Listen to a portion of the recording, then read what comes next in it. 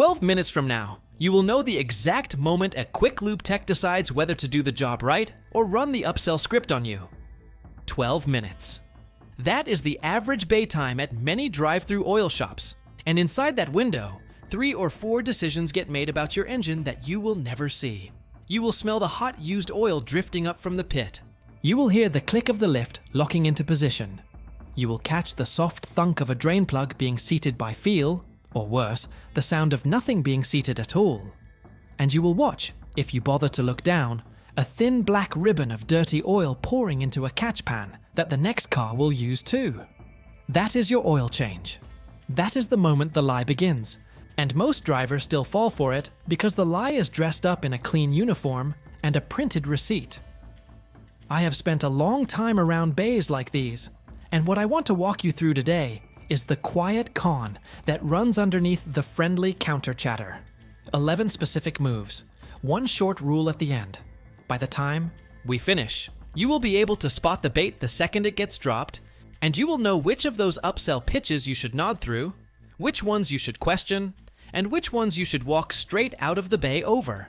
Let me start with the stakes, because if you do not understand what is actually being protected, none of the rest will land the way it should. Your engine is, in many ways, the single most stressed mechanical thing you own.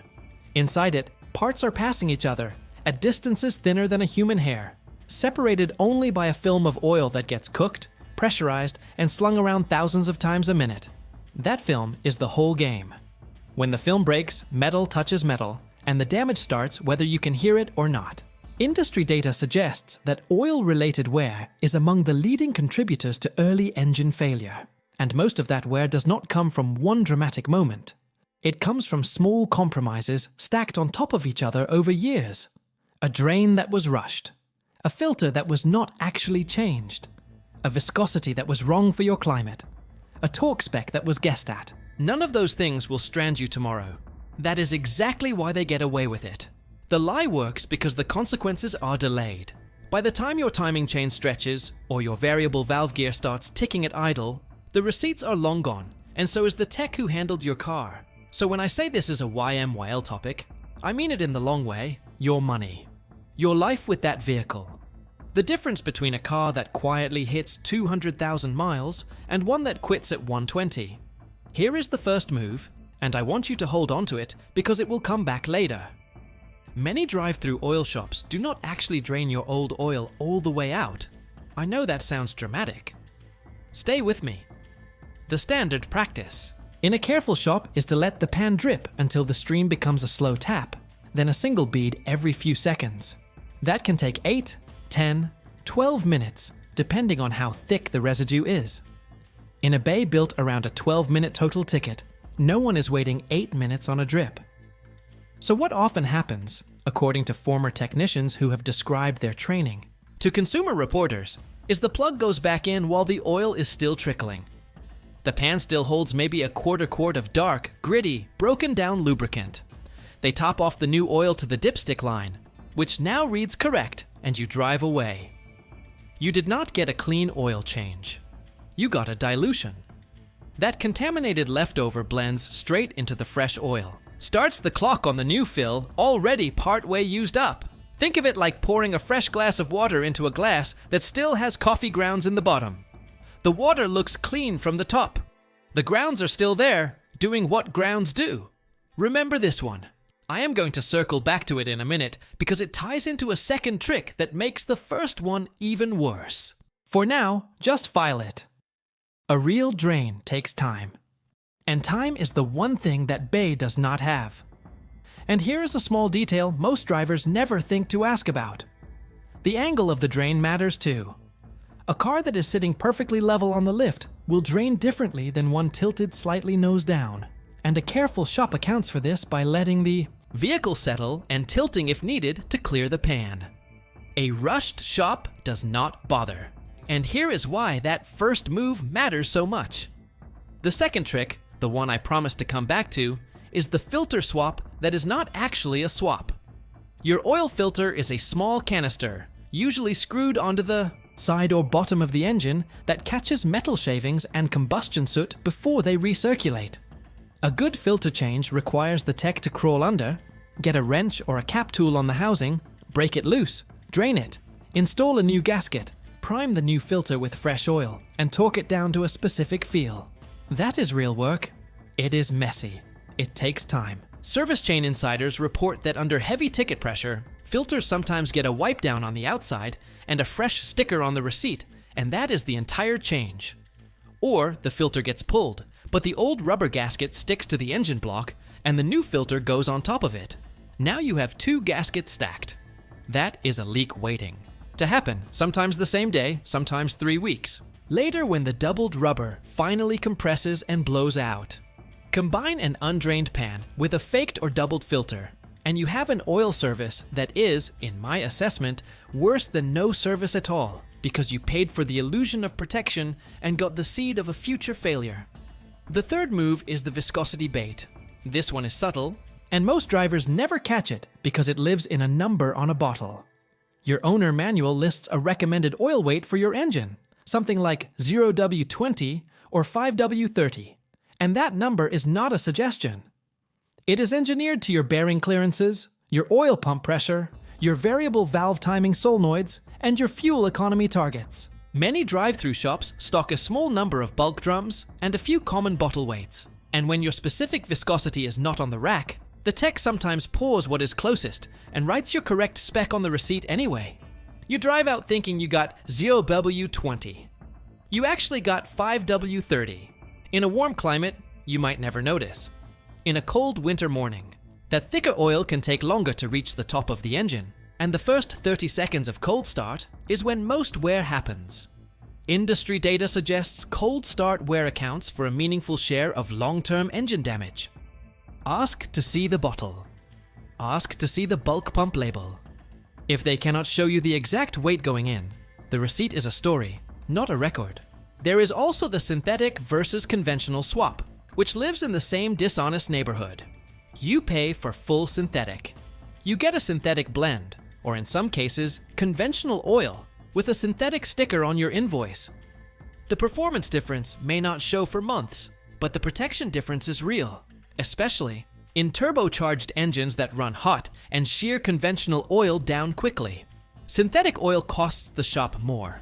Conventional oil costs less. The receipt looks the same to you either way. Here is a 30-second snapshot to anchor what we have covered so far. Picture the bay, fluorescent light overhead, the hiss of an impact wrench 2 stalls down, your car sitting over the pit, hood up, a tech you have never met standing beside the open oil cap with a funnel. Behind him on the wall, a printed flowchart of upsells. Above his head, a clock that the manager checks every hour. In front of him, your engine, worth more than his monthly paycheck, waiting for him to make 4 decisions in 11 minutes. That is the room. Hold that picture, because every trick I am about to describe happens inside it. Move 4 is the upsell flush, and this one is where the lie gets dressed up as care. Somewhere between the moment you pull in and the moment you pay, someone will offer you an engine flush, a fuel system cleaning, a transmission flush, a coolant flush, a power steering flush, or some combination of all 5. They will hold up a clear plastic tube with a dark sample of what they say is your fluid. They will compare it to a clean reference sample on the counter. The contrast is dramatic. The pitch is calm. Here is the part they do not tell you. The shop says your fluid is dangerously dirty. What actually happens, according to former technicians, is the sample they hold up is often pulled from a spot in the system where fluid always looks worst. Or, in some cases, it is a generic display sample kept on the counter for visual effect, not drawn from your car at all. Flushes can be legitimate at the right interval for the right vehicle, but on a routine oil change visit, most of them are not what your manual calls for. In my assessment, a flush sold at a quick lube counter with no diagnostic, no fluid test strip, and no comparison to your manufacturer schedule represents poor value and sometimes real risk. An aggressive engine flush on a high mileage motor can dislodge sludge that was sealing a marginal gasket. That seal then weeps. You came in for an oil change. You leave with a leak. Move 5 is the air filter swap, which is the classic example of the lie that hides in plain sight. The tech walks out to the waiting room holding your air filter, which looks gray and tired. He shows it to you under the fluorescent light. He says it is restricting your airflow and hurting your fuel economy. He has a new one in a plastic sleeve, ready to install for $30 or $40. Here is what former service writers have described. The filter he is holding may not even be from your car. Some shops keep a single dirty display filter for exactly this pitch. Even when it is yours, the standard for replacement is not how it looks. It is how it performs against airflow, and most modern. Paper filters look gray long before they are actually restrictive. The real test is a quick visual hold against a light source. If light still passes through the pleats, the filter has plenty of life. Many drivers replace air filters 2 and 3 times more often than needed because they accepted a visual pitch instead of asking the simple question, does my manual say I am due for this service at this mileage? A cabin air filter follows the same pattern. Both can usually be changed by you in under 5 minutes at home, and the part costs a fraction of the bay price. Now here is the contrast pair I want you to remember. What the shop says. We did a full multi-point inspection on your vehicle and checked all the critical fluids and components. What actually happens, according to insider accounts, in many cases, the multi-point sheet is filled out from a clipboard at the counter, partially based on what the tech glanced at while doing the oil change, partially based on what the system suggests for your make and model, the brake measurements, the tire tread depths, the belt condition, the battery, test, the differential fluid check. None of those require the same lift, the same tools, or the same time as a real inspection. Some shops do them well, many do not. The receipt looks the same either way. A real multi-point on a vehicle takes at least 20 to 30 minutes by a competent tech with proper tools. If your total visit was under 20 minutes, including paperwork, the inspection portion is, in my assessment, more decorative than diagnostic. The shop says comprehensive. The reality is often a check mark. Move 7 is the wrong drain plug torque, and this is the one that quietly bites people months later. Every drain plug has a specified torque value. On most modern engines, that value is somewhere between 15 and 30 foot-pounds. It is not a guess. It is calibrated to the oil pan material, which on many cars now is aluminum or composite, not steel. An aluminum oil pan with a stripped drain thread is a repair that can run into many hundreds of dollars, sometimes more if the pan has to be replaced. The trick here is not deliberate malice. It is rushing. Under bay-time pressure, plugs get spun in by impact tool feel, or hand-tightened way past spec because the tech learned on older steel pans and never recalibrated. The result is a thread that is slightly deformed every visit until one day the plug will not seal, or worse, will not come out without taking the threads with it. A careful shop uses a torque wrench. Watch for one. If you see an impact gun going on the drain plug, or you see the tech leaning his full weight on a hand wrench, that is a warning sign. The cost of a torque wrench is $20. The cost of a stripped pan is a car payment. The same goes for the oil filter housing on cartridge-style systems. Those housings are often plastic, and over-torquing them can crack the cap in a way that does not show until the cap fails, at highway speed, and dumps your oil onto the road in a matter of minutes. I have seen engines killed in under 5 miles from a cracked filter cap. It is a quiet failure mode that almost always traces back to someone who treated a torque spec as a suggestion. Move 8 is the one I want to give you a full story for, because it shows how all of these small moves stack into one bigger problem. Let me tell you about Marcus Quintero, a 53-year-old facilities manager from a town called Rio Lindo in the Central Valley, who drove a 14-year-old mid-size sedan that he had owned since it was new. Marcus was meticulous in every other part of his life. He kept a binder of receipts for the car.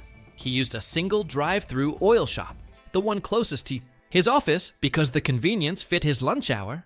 He had been going there for 8 years. Every visit, the same routine. He would order the standard package. He would accept whatever upsell the counter suggested because he trusted that if they recommended it, he probably needed it. He never crawled under the car. He never checked the dipstick between visits. The car had a little under 190,000 miles on it when the engine seized on the freeway one Tuesday morning during his commute. The mechanic who tore it down found 3 things that were each survivable on their own, but together told a story. The oil pan drain threads were stripped and had been resealed with sealant rather than a fresh insert. The oil filter had 2 stacked rubber gaskets that had been weeping for an unknown amount of time.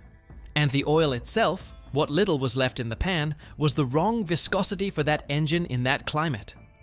None of those were dramatic failures. Each one was a small compromise made by a tech under time pressure.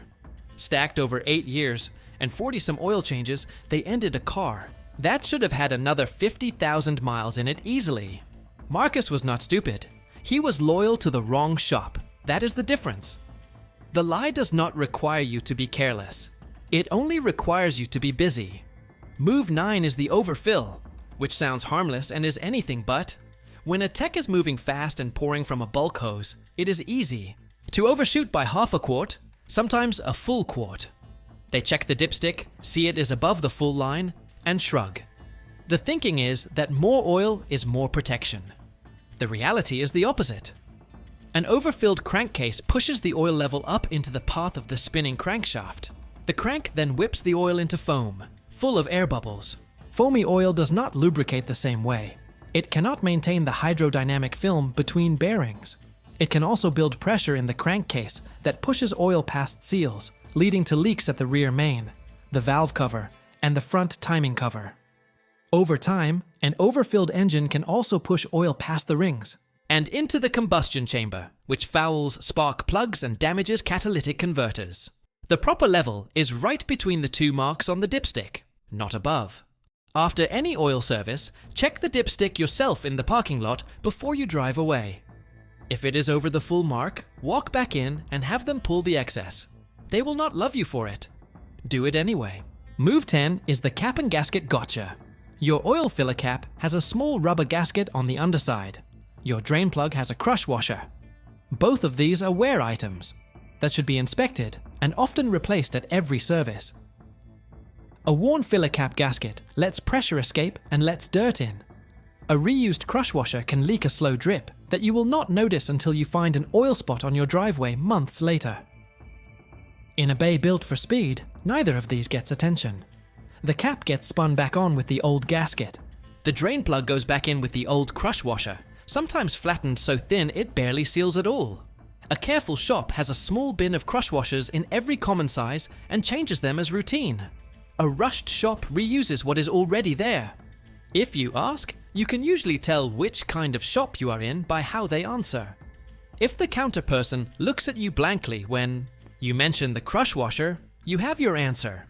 Move 11 is the receipt creativity, and this one is a quiet ethical line that gets crossed more often than most people realize. The receipt is supposed to be a record of what was done to your car. In many shops, it is also a marketing document listing services that were recommended, services that were declined, and services that were performed. The lie sneaks in when items that were not actually performed get listed as completed, either because the system auto-populates them from a package code, or because the tech checked a box on the work order that did not match what happened in the bay. Former service writers have described scenarios where the recommended services list and the performed services list blur together, and the customer reads down the receipt, assuming everything in print actually happened. When something fails later, and you bring the receipt to a different mechanic, the paper trail looks clean. The new mechanic shakes his head. Your warranty claim against the shop becomes a fight because their records say they did the work. Always read the receipt in the parking lot. Always ask for clarification on any line item you do not recognize. Always keep the receipts in a single folder, paper or digital, so you have a real history to refer back to. The receipt is your only proof that anything happened at all. And now here is the climax, and I want you to mark this one because this is where the whole thing comes together. The climax move is the trust handoff. Every single trick I have walked you through, the rushed drain, the faked filter, the wrong viscosity, the flush upsell, the air filter switch, the rubber stamped inspection, the torque guess, the overfill, the reused gasket, the creative receipt, every one of them depends on one thing. It depends on you handing over your keys, walking inside the waiting room, sitting down with your phone, and trusting that the 11 minutes between you and your engine are being used the way they should be. The shop knows you are not watching. The bay is designed so you cannot watch. The waiting room glass is often angled so that you see the front of your car, but not the underside. The pit, where the real work happens, is below your line of sight entirely. The trust handoff is the architecture of the lie. Break the handoff, and most of the tricks fall apart immediately. Stand by the bay. Watch the drain. Watch the filter come off and the new one go on. Read the bottle. Watch the torque wrench. Most shops, even rushed ones, will straighten up the moment they realize you are paying attention. The few that will not are the ones you needed to find out about before you ever paid them. The climax move is also the cure, and the cure costs you nothing but your attention. Here is the wrap-up rule, and this is the one piece I want you to carry out of this with you, even if you forget every specific trick I described. The rule is this: an oil change is not a transaction, it is a procedure. A transaction is something you can do in a hurry, with a receipt and a smile, and walk away from. A procedure has steps that must be done in order, with the right materials, at the right pace, by someone who cares whether each step was done correctly. The Quick Lube model is built to sell you a transaction while telling you it is a procedure. Some shops, even drive-through ones, manage to do real procedure work inside a transaction price. Many do not. The way you tell the difference is by treating every visit as if it were a job interview for that shop. Ask questions, watch the work, read the receipt, note who did the job and when. Build a relationship with one good shop and one good tech, even if it costs you a little more, or takes a little longer, because the long-term cost of the lie is so much higher than the short-term cost of doing it right. And do not be afraid to walk away mid-service if something feels wrong. You are the customer. The keys are yours. The car is yours. The engine that has to last you another decade is yours. Nothing on that work order is binding until you sign it, and even then, an honest shop will respect your right to question what is being done in real time. There is one more thing I want to leave you with before I get to the close, because it ties the whole picture together. The drive-through model itself is not the villain here. Speed is not the lie. There are technicians inside those bays who care deeply about doing the job right and who are quietly fighting the clock every shift to keep their work clean. The villain is the incentive structure that rewards ticket count over thoroughness, that pays bonuses on upsell percentages instead of return visit loyalty, that measures success by how many cars cycle through the bay per hour instead.